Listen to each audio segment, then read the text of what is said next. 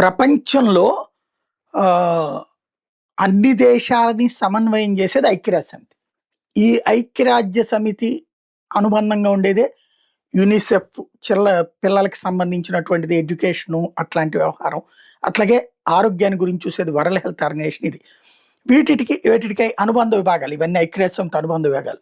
World Health organisation వచ్చేటప్పటికి ఇప్పుడు ఇంతకుముందు ట్రంప్ ఉన్నప్పుడే దాని నుంచి విత్‌డ్రా అయ్యాడు. దానివల్ల ఏ ప్రయోజనం లేదు. కరోనా ఫెయిల్ అయ్యింది.